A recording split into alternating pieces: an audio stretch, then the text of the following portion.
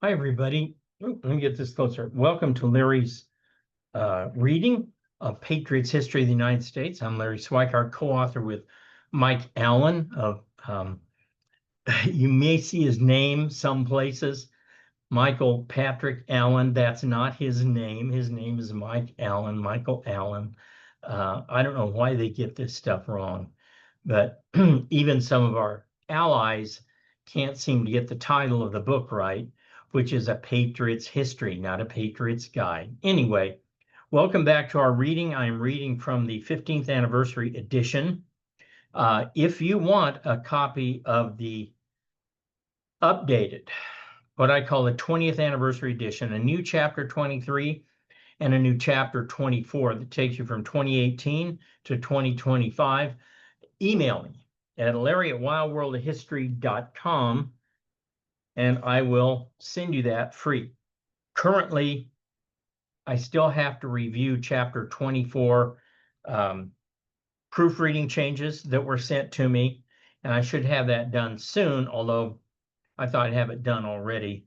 I'm currently in the midst of writing a book that's due on January 6th called American Biography, which is a history of America told through the lives of 100 Americans. So that's consuming a lot of my time. Anyway, so we are in chapter 13. Again, I'm using the 15th anniversary edition. If you have an earlier edition, the page numbers won't line up. Usually the headers will line up, but not always.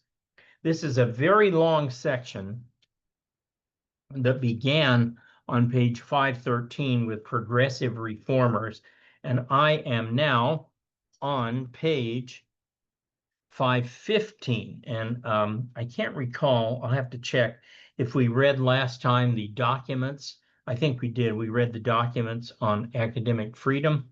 So I'm picking up on page 515 in the first full paragraph. Reform impulse sprang up as much in the West as in the big cities of the East. Arizona, California, Nevada, Oregon, Washington, New Mexico, Texas, Kansas, Montana, Wyoming, Utah, Idaho, Oklahoma, and South Dakota all had enacted women's suffrage by 1919. Progressive ideas were in the air everywhere from Virginia to Wisconsin. Professional city managers replaced city councils, and new campaigns to reform government swept from South Dakota to Texas. There was a certain illogic in the whole reform mentality.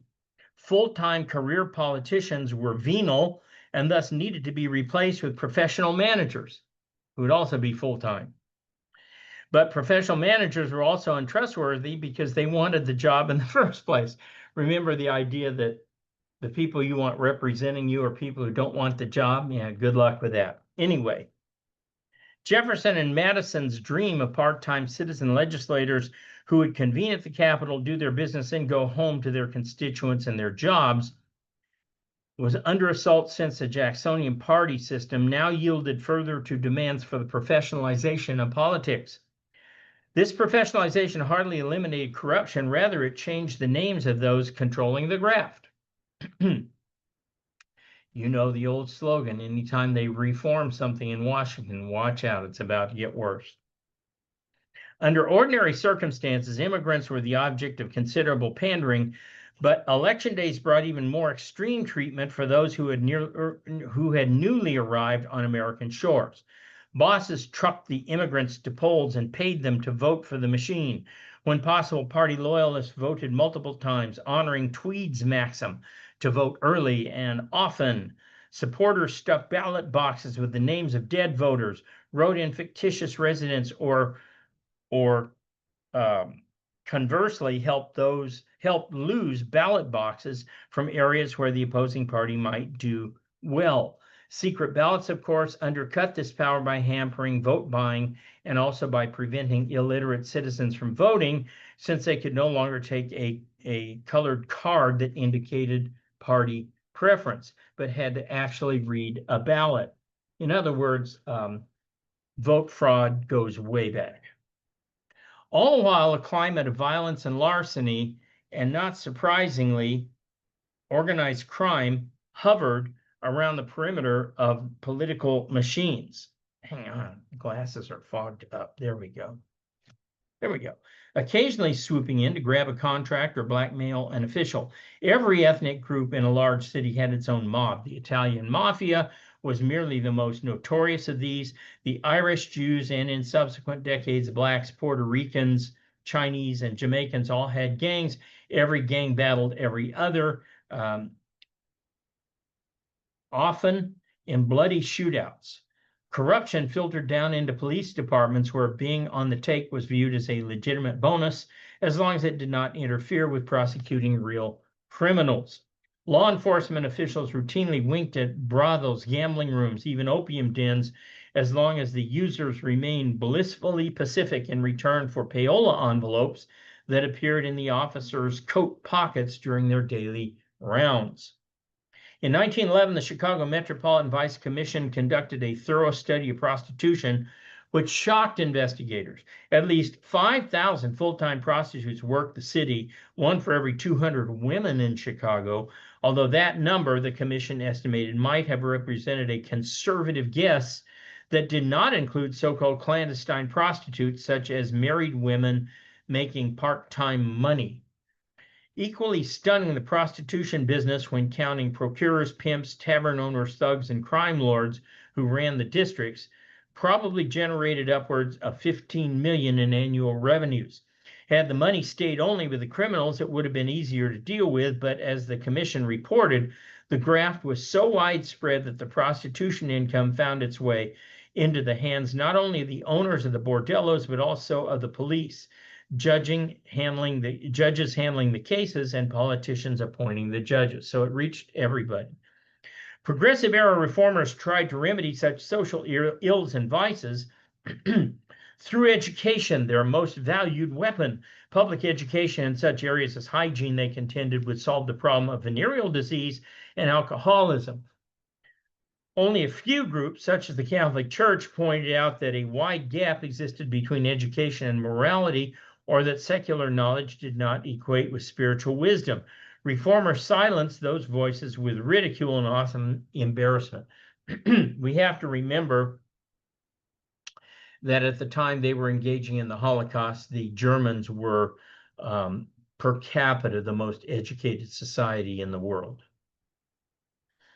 Reformers such as Jane Addams firmly believed all urban dwellers should conform to certain progressive ideals regarding living spaces: clean and not too crowded, personal behavior, eschewing hard liquor, prostitution, gambling, and other vices, and civic equality. Women should vote and be educated.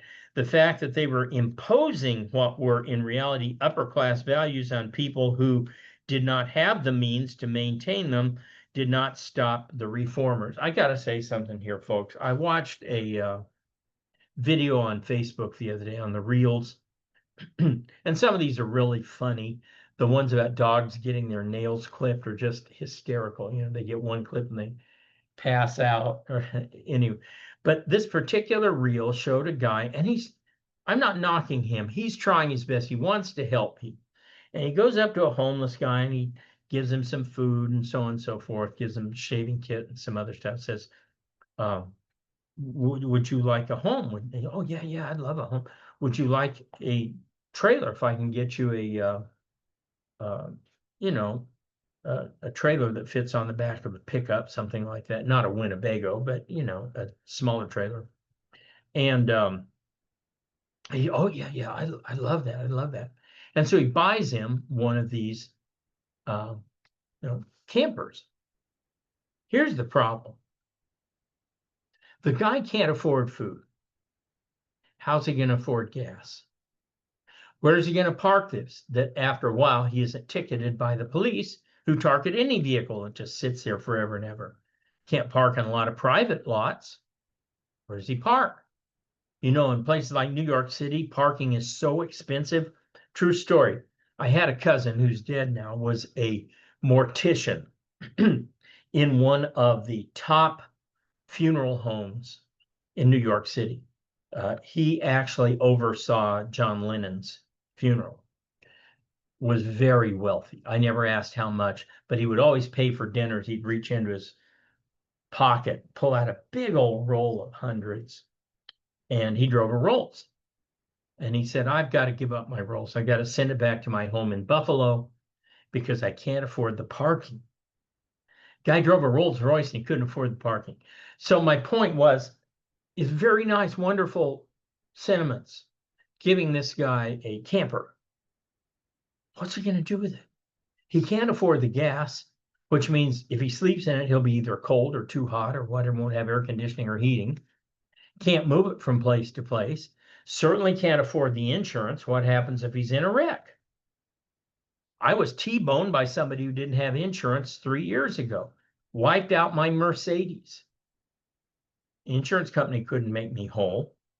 So I ended up with a Honda. It's a nice car. It's an Accord, but it's no Mercedes, all because the guy didn't have insurance. What do you do if somebody like that doesn't have insurance? You see, the point I'm raising is that when you try to apply upper class values or even upper middle class values to lower classes and you do them something out of the generosity of your heart, it doesn't always work out that way. In fact, you may be hurting them more than helping them because at some point, this guy's going to not be able to get his registration, pay for that.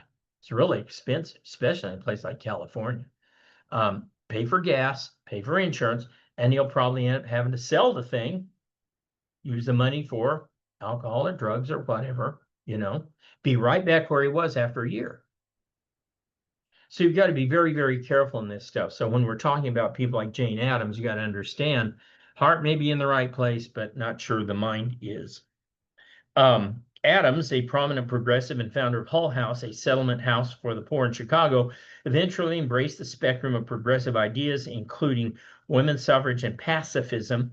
As with her fellow progressives, she believed redemption came not through religion, big problem there, but through social action, often mandated by government. I used to tell my students at the University of Dayton, where we had a service mandate. All students had to do service. You know what? Boys and girls, you listening to me? That's not service. You cannot mandate service and have it be service. If service does not come from the goodness of your heart and usually at some sacrifice of your own time, your own money, your own energy, it's not service. Anyway, social activists found that they needed more than good intentions to gain the upper ground in the reform debates. They needed an aura of expertise. Consequently, intellectuals and academics appropriated the concept of professionalism and special insight based on science and numbers, and now they applied a strange twist. To claim superior understanding of urban issues, reformers could not rely on established fields of learning, so they created entirely new subjects in which they could claim mastery. These social sciences, by their very name, asserted scientific explanations for human behavior. The new social scientists found that if, in addition to the numbers, they could invoke esoteric and virtually indecipherable theories, their claims to special insight became even more believable. Can you say climate change? How many of you heard, well, 90% of scientists believe in climate change? Yes, but how many climatologists believe in it? Now, when I say climate change, I'm not talking about the fact that climate changes all the time. It's going all the way back to the dinosaurs, the climate change. Greenland used to be green. Okay, they used to grow fruit in Iceland. Okay,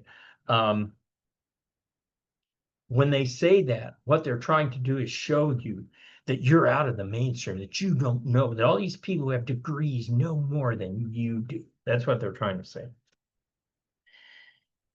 These social scientists, by their very name, asserted scientific explanations for human behavior. The new social scientists found that if, in addition to numbers, they could invoke esoteric and virtually indecipherable theories, their claims to special insight became even more believable. Many Americans would dismiss them immediately as cranks, while some, especially the elites and other intellectuals, would find them to be on the cutting edge and revolutionary and would feed their ideas back into the system.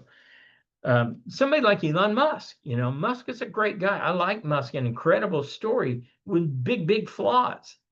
And he seeks to impose his view of humankind's progress, mankind's progress on the rest of it. Sometimes it's good, sometimes it's not. But just because he's brilliant and can teach himself rocket science doesn't necessarily mean his ideas are any better than those of anybody else. Okay, Thorstein Veblen was one of the first sociologists to emerge from new disciplines. Writing A Theory of the Leisure Class in 1899, a predictably anti-business book, Veblen proposed a new economic system in which the power would reside in the hands of highly trained engineers, including, one suspects, himself. Famous for, perhaps notorious for, his theory of conspicuous consumption, Veblen viewed the economic world as a zero-sum scenario in which one person's consumption decreased the amount of goods available to someone else, which of course is stupid. It actually increases it. You go buy a ticket to see the Avengers, all of a sudden the guys making the Avengers go, we better open up more screens. A lot of people want to see the Avengers. So more people get to see the Avengers. In that case, he reinforced the positions of progressive social scientists who sought to use science to bolster their anti-vice crusades. Social scientists managed to exert great influence on lower levels of society by inserting progressive views of morality and behavior into the public education system through the social hygiene movement, who, after all, could oppose cleanliness and good health, and who better to target than children. Cleaning up individual morality still took a backseat to the central task of eliminating corruption in the city and state governments. Obsessed with perfecting the political system at all levels, progressives were responsible for the bookends that touched on each end of reform. The first, the income tax, represented the continued irrational antipathy toward wealthy Americans. Hostility toward the rich had characterized the populist platforms and had never completely disappeared after the 1890s. Certainly hasn't today with people like Occasional Cortex, Alexandria Ocasio-Cortez, and the amazing Zoran Mamdani, who's running for mayor basically on the basis of redistribution. Concerns over inequalities in wealth distribution and banking reform were the central features of the progressives' agenda. The second, temperance, which had receded temporarily as an issue after the Civil War, found renewed interest in the early 20th century. In the 1960s, former Alabama Governor George Wallace, running as third-party candidate, complained there wasn't a dime's worth of difference between the Republicans and the Democrats. He would have been right in 1912 when not one, not two, but all three of the major candidates, to one degree or another, embraced the agenda of progressivism. The incumbent William Howard Taft, the Democrat challenger Woodrow Wilson, and the former President Theodore Roosevelt, now an insurgent seeking to unseat Taft, all professed their belief in strong antitrust actions, tariff reforms, direct taxation, and more equitable wealth distribution. Of the three, Wilson perhaps was the most idealistic, but given the nature of progressivism itself, all three suffered from a skepticism of free markets and an affinity for government intervention in public health. Roosevelt held the key to the election. No successor would have satisfied him. Theodore Rex, as one recent biographer called him, had an ego that precluded yielding the spotlight. Probably in a lot of ways like Trump. It'll be interesting to see what Trump does in 2028. I believe he will, of course, step down and hand over the reins to J.D. Vance, but you never know. Few leaders inherently combine such raw frontier aggressiveness with an upper-class progressive reform mentality. Roosevelt was a fusion of human diversity as opposite as John Wayne was from Ralph Nader. Certainly Taft, despite his intention to continue TR's progressive agenda, could not measure up. Roosevelt was at his best when campaigning against something or someone, even if it was his own successor. He selected Taft as his heir, then ran off to Africa on a safari only to be hunted down himself by Pinchot and other malcontents who disliked the new president. Within 2 years of anointing Taft, Roosevelt had second thoughts. The president had a poor public image despite an activist agenda that would have even made Roosevelt blanch. He brought 80 antitrust suits compared to TR's 25 and declared more lands for public use, that is, yanking them out of private hands, than Roosevelt. Many Republicans, however, disliked Taft partly out of his sour relations with Congress, partly out of his concern for his weak public image, but most of all because he wasn't Roosevelt. Consequently, a group of Republican leaders contacted Roosevelt about running a 1912 election, which the former president greeted with his characteristic toothy smile. Roosevelt planned to enter the primaries, gaining enough convention delegates to wrest the nomination from the incumbent Taft. Party hierarchies, though, do not embrace change any more readily than the professional business managers on whom they pattern themselves. Unpopular incumbents, whether Taft in 1912, Hoover in 1932, or Ford in 1976, generally maintain sufficient control over the machinery of the party to prevent a coup, no matter how attractive the alternative candidate. Roosevelt should have recalled his own dominance of the procedures in 1904 when he had quashed an insurgent government to replace him at the top of the ticket. Taft's men knew some tricks. TR needed only 100 votes to win the nomination, but it may as well have been 1,000. The Taft forces controlled the procedures, and the president emerged as the party's nominee. Unwilling to bow out gracefully, Roosevelt declared war on Taft, forming his own new party, the Progressive Party, which had as its logo the bull moose. Roosevelt invoked thoroughly progressive positions, moving to the left of Taft by advocating an income tax and further regulation of business. This is why I like Roosevelt for some things, but overall, he's just not reliable. This not only stole votes that normally would have gone to Taft, but allowed Democrat Woodrow Wilson to appear more sensible and moderate, which he wasn't. He was the most far left of the three. Roosevelt won 4.1 million votes and 88 electoral college votes compared to 3.4 million for Taft and 8 electoral votes. And this gave Wilson an electoral victory despite taking only 6.2 million. He would have lost by 1 million if the two had stuck together.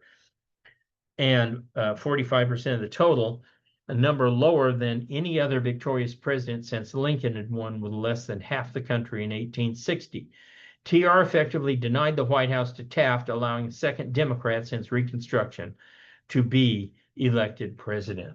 All right, we'll start there. If I get my reader in, I've ordered one and they sent it to the wrong address.